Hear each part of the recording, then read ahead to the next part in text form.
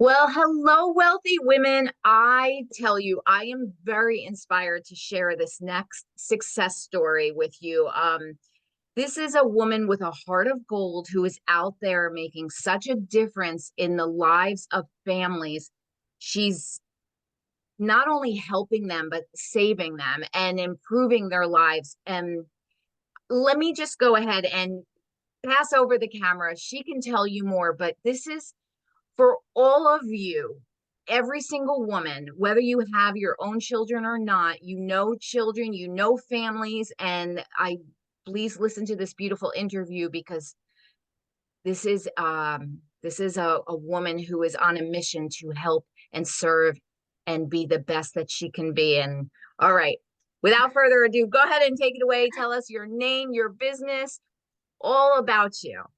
Okay, well, thank you so much for having me. First of all, I appreciate it. And my name is Tammy Vincent, and my business is called Teens Thriving Now. And I came up with that because I just realized that we're in a world where teens are not thriving, and there's so much chaos and dysfunction, and it's just incredible. So I just want to reach out to the masses, and I want to help teens struggling from whatever kind of dysfunction it is. I'm just going to backtrack real quickly. I did grow up with two alcoholic parents. My mother was a drug addict. My father was emotionally unavailable there. I mean, I loved him to pieces, but he just wasn't there to be a dad. And I didn't realize until going into adulthood the everlasting effects that that has on a little psyche, and the patterns and the misconceptions and the incorrect ideas we have about the world. And I didn't realize it until I was going to be a parent myself. And so I went on this like 30-year healing journey of doing basically throwing everything at the wall, seeing what would stick to overcome some of these negative mindset beliefs and everything. I did everything I thought I was supposed to do. I became a teacher because I wanted to reach the children. And it wasn't long into teaching that I realized I can touch maybe 25 a year, 30 a year. And I realized that wasn't enough. I was watching these kids with these hollow eyes and these just sad and, teachers, I was listening to teachers say, I can't stand these kids. They don't want to learn. And I have a totally different theory behind that. They are trying to survive. And when children are trying to survive, they can't learn. So my theory is let's reach them when they're young. Let's reach them and empower them to get over some of this stuff before it does the everlasting damage. Let's let them learn self-compassion and self-love and empathy and unconditional love and all these concepts that if you grow up in chaos, you don't come out knowing. So I did start a program. It started, I just wanted to go and I just wanted to talk to kids. So I wrote a book called Surviving Alcoholic Parents. And what I realized through that is that more and more parents came to me. Well, the children are struggling because the parents are still struggling. So it all kind of just snowballed. I didn't know where it was going. I didn't know what was happening, but now I do. I coach adults with their children.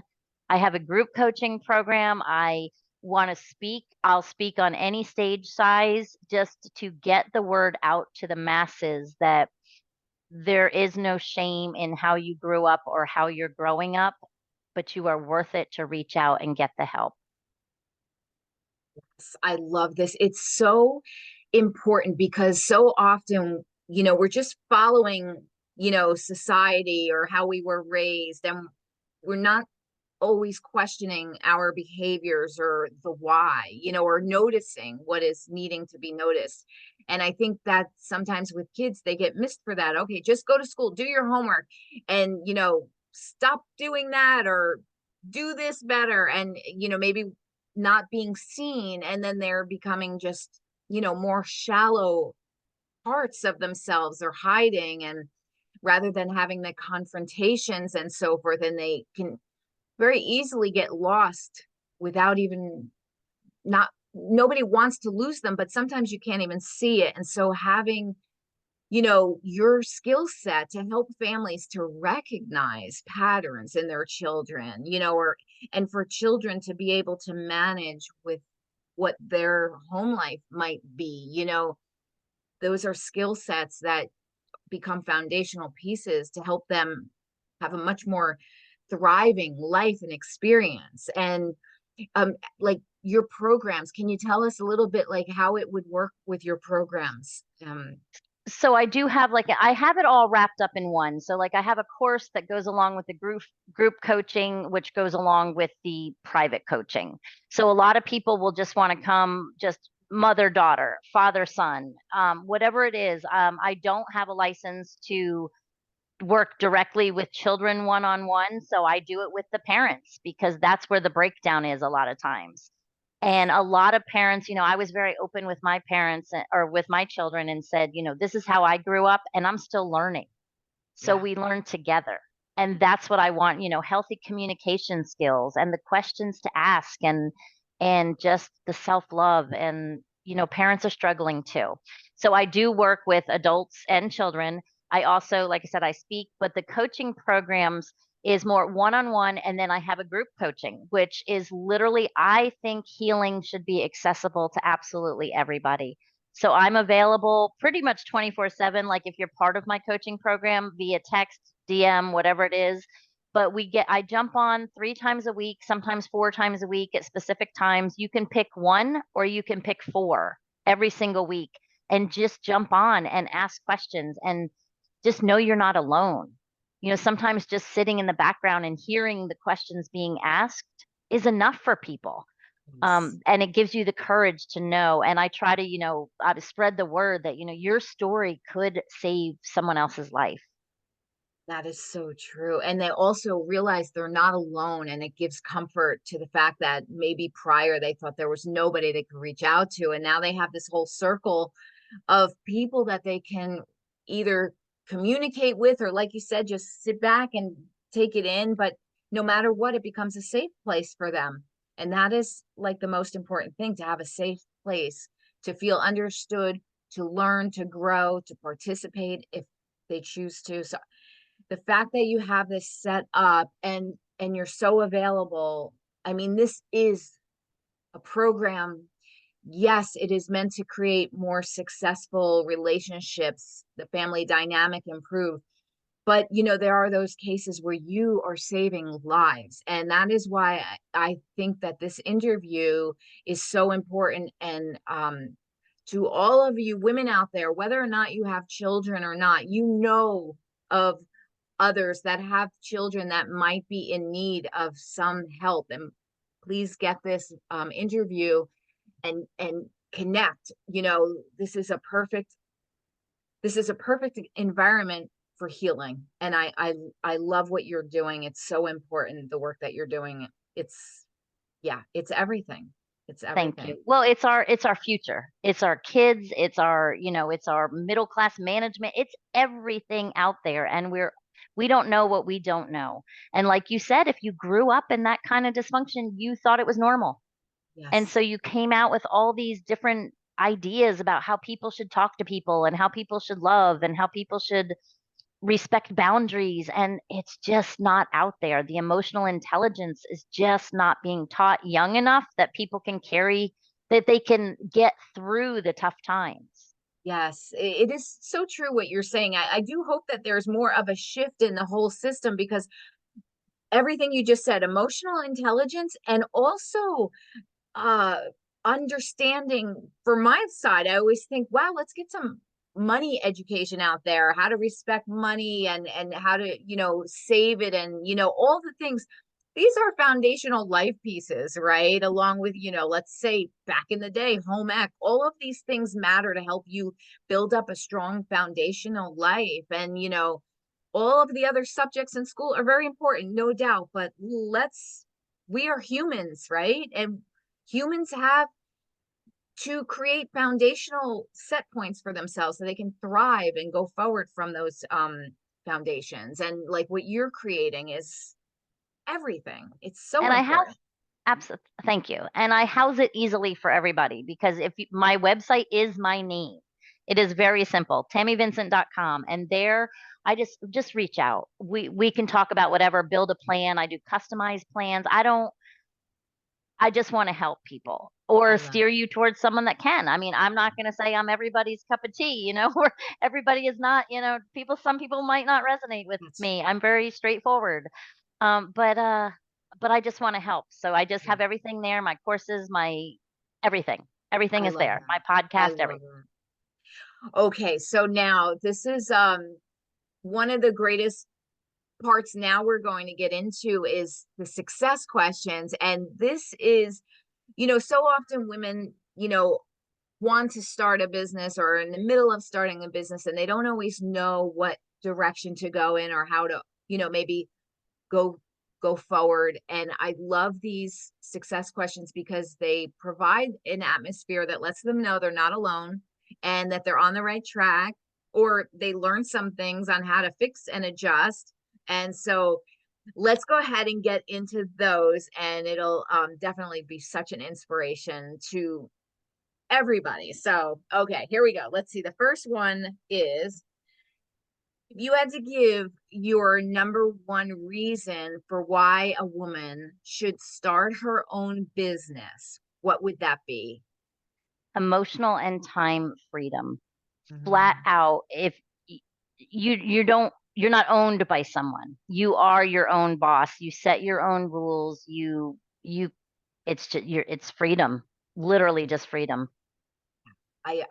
That's it. That, I mean, it's so important, and especially for women too, right? Like, there's so many things sometimes that women have to juggle, and to have the allowance of that time freedom to create your own schedule the way you want it. I mean, I think that's probably number one for a lot of us. Money, I think money almost falls second place. That freedom is everything, right?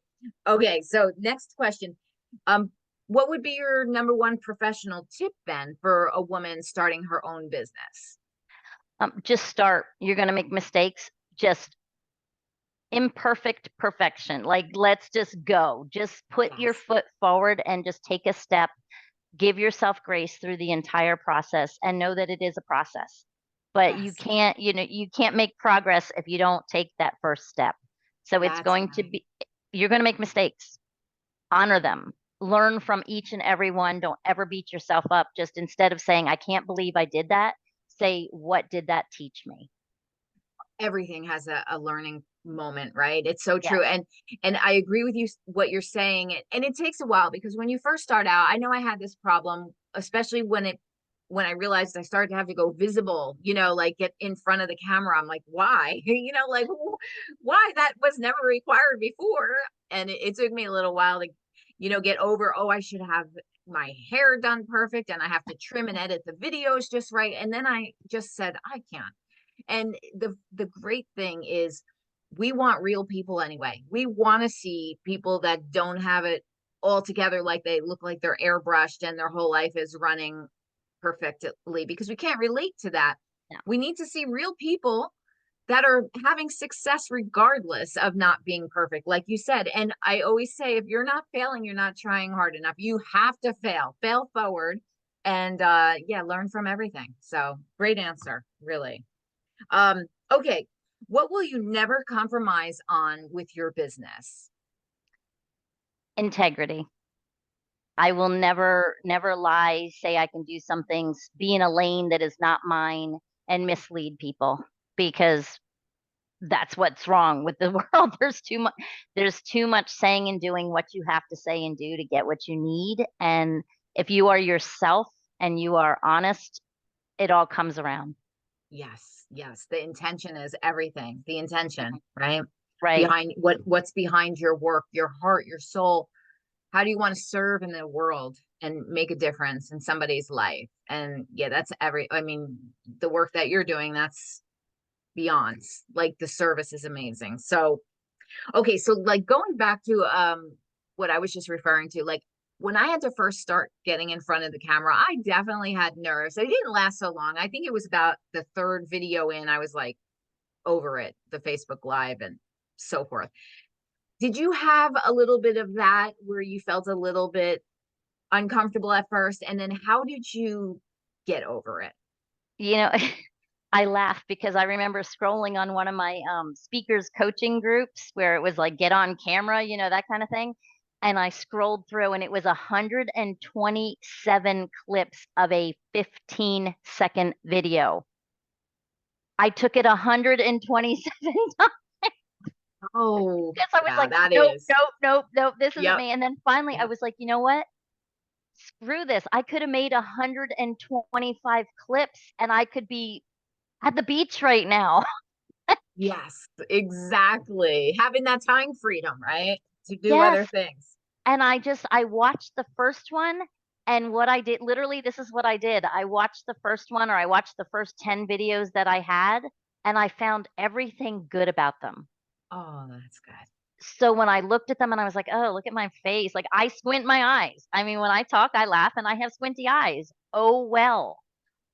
So what? But I was like, wow. Exactly. I was like, that color looks good on me.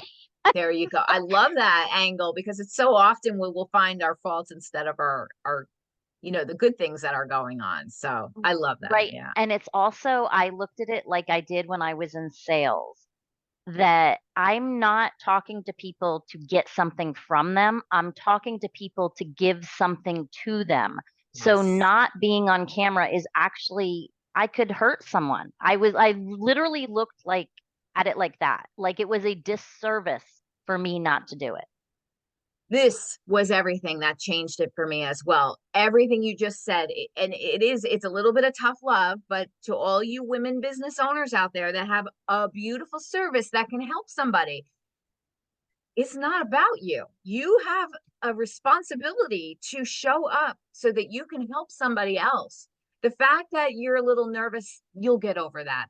The fact that, you'll be able to sell your product and have a successful business, that's awesome. Terrific. But the bottom line is you are meant to be of service. And the only way you can be of service is if people know you exist. And the only way they're going to know in this modern day world is to get out there on the channel. So that helps because then as soon as you realize it's not about you, you're just like over yourself and you're like, oh my goodness, I have a big heart. I want to serve. I want to help. Let me do this. What do I need to do? So that really is that's the quick answer there, right? Yeah, Yeah. absolutely. It makes such a difference. Huge difference. Yes. I have this one question and I'm thinking because of your line of work, this might be great if you can answer it for yourself, but also let's say there might be a teenager watching Okay. that might see this part of the video.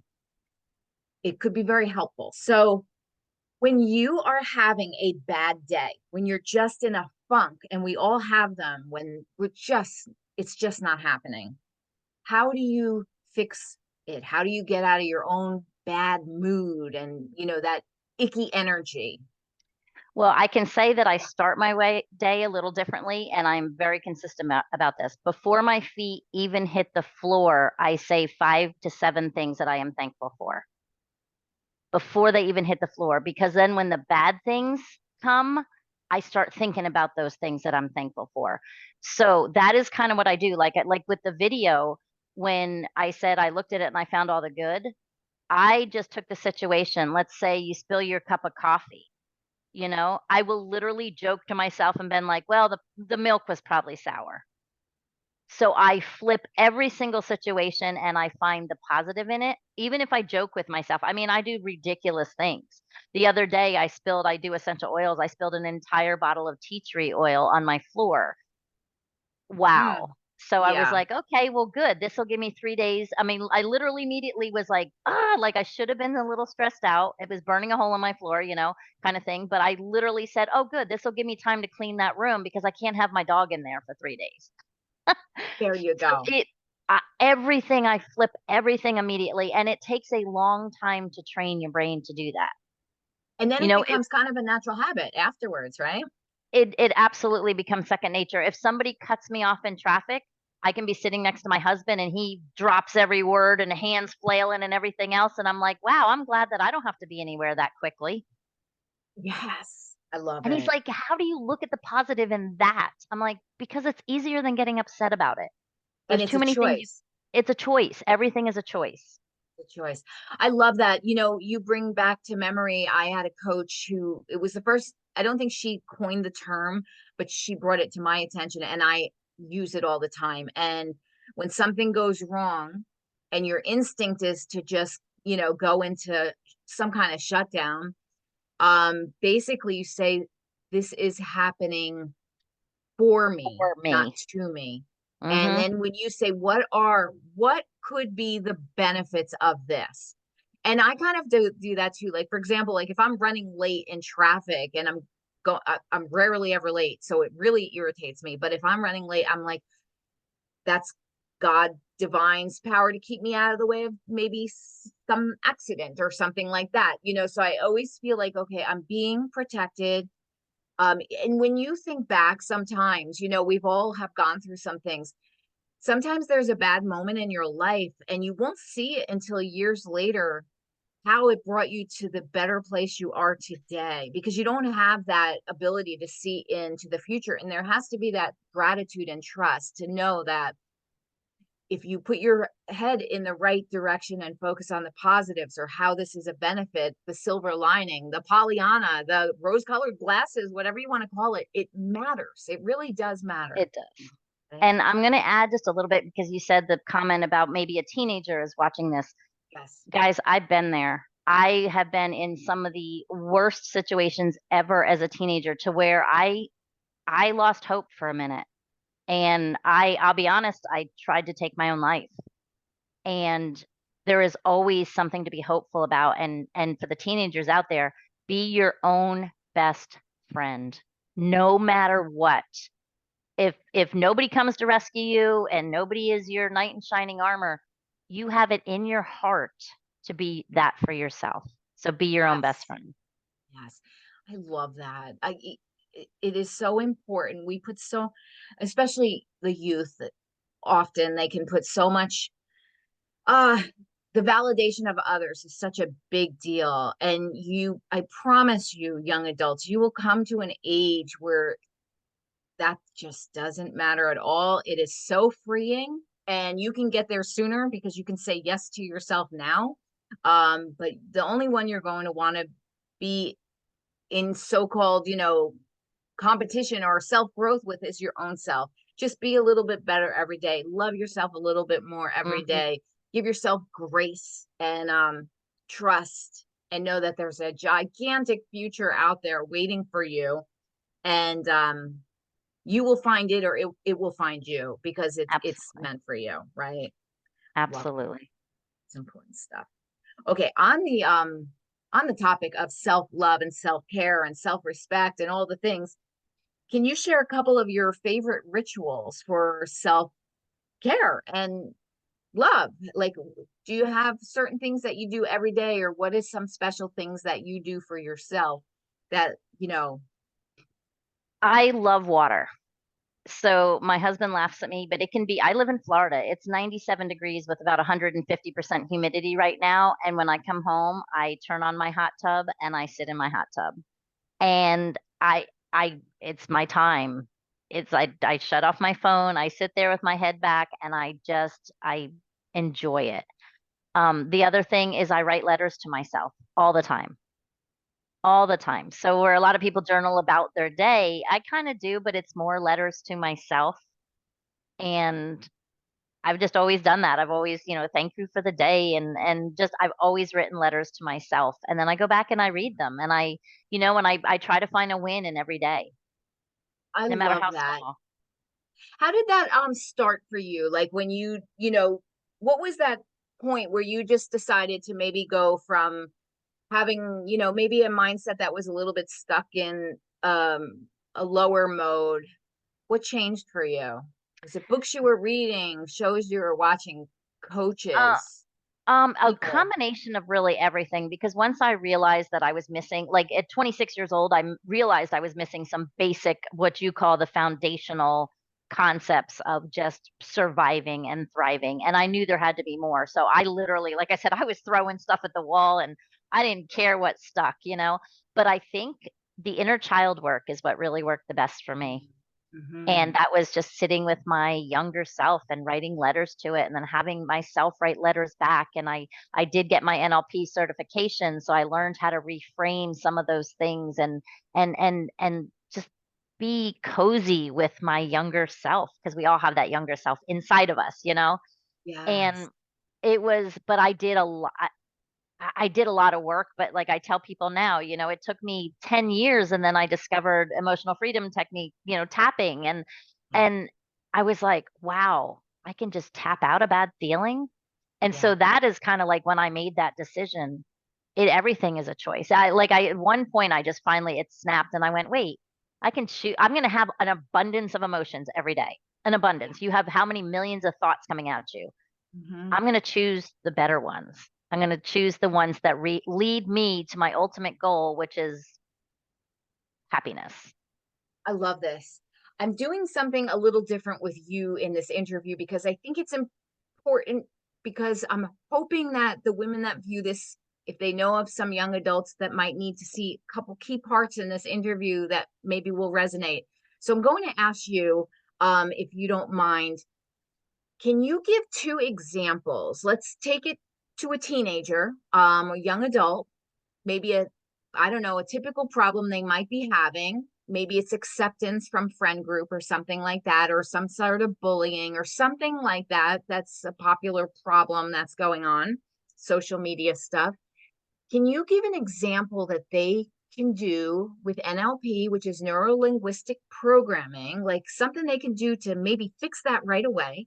And also the EFT, the tapping, because maybe if they see that, you never know, they might start a new little habit in the morning just because of this one interview, and it could benefit and change their life. And of course, all of you adults should be doing it too, but let's focus in on a typical teenager issue, and maybe how can you help with that? Okay, well, let's do one that we all have. Let's do that voice in ourself that tells us that we're stupid, or we hear that and then we just grab that and run with it. I'm dumb, I'm not enough, I'm not good enough, I'm not this, I'm not that.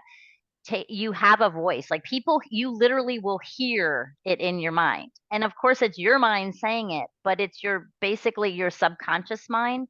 So I tell people when you have something like that coming at you, and I do the inner critic a lot, even with teenagers, because they have it. Because a lot of them are being told, you got an A, great. Why didn't you get an A in all your classes? Like Yeah. that's not good enough. Mhm. So say you get that thought of, or somebody tells you you're stupid, you know, and then you repeat that. Close your eyes and picture whatever it is saying that to you and stop them in the tracks. Picture what it is. It could be your mother, it could be your father, it could be you, it could be yourself doing it, it could be your brother, whatever it is. You're going to have a vision of what it is. Close your eyes and back them away. So if they're really loud, make them quiet. If they're really close and in your face, back them out of your personal space. And literally visualization is huge, and talk to that little person, that person. Because I can remember my inner critic was my mother and it was like, stop. And she was so loud. And I would just be like, you're going to back away now. And I would, until I could get her physically, picture her walking backwards, getting smaller, smaller, smaller, smaller. And you can do that with the people that hurt your feelings. You can do that with, anybody is that hurts you. You can literally, the other thing is, let's say you walk into class and somebody raises their eyebrow at you funny. Now, if you're a little insecure or you're a little self-conscious, your immediate thought is going to be, oh, I must have done something wrong. Like you're going to be looking around like, what did I do? What did I do? When somebody does that, give it a different story. Like go, oh, they must have had something on their eye. Like I said, I do ridiculous things to help me get through things, but oh, they must have had an itch on their eye. That's why they raised their eyebrow. Make something up. So every Yeah. time, and do it over and over again and convince yourself of this. So then the next time you walk in a room and someone raises your eyebrow, you're gonna be like, oh, they must have a bug on their eye. You're not even gonna think about it. But it's Okay. it's called reframing. So it's like you Yes. have to reframe because somebody at one point raised their eyebrow at you while they were telling you were an idiot. That's how you got that thinking. The association. Hmm. So, and if you can't see something, if it's not tangible, so if you walk in and somebody raises their eyebrow, all the only fact is that they raised their eyebrow. What you're coming up with is that they're telling you you're stupid or that they think you are wearing ugly shoes. So you're making all that up. Nobody said you were stupid. Nobody said you're wearing ugly shoes. So if there's no tangible fact behind it, make up your own story. I love that. I love that. Okay, give me a tapping example for maybe the same scenario. I'm not good enough. How do you tap that out? Okay, so I would do that now. Tapping is like meridian points, and you can look online and it will show you a chart. They're like here and here and here and here. You know, Mhm. there's your collarbone, there's like nine of them, and they're under your arm. And so, what you're basically tapping, and I would suggest to anybody if you want, I'll go over the basics of it, but go online and just type in literally Google tapping or go on YouTube and put tapping for anxiety or tapping for fear of flying, whatever your thing is.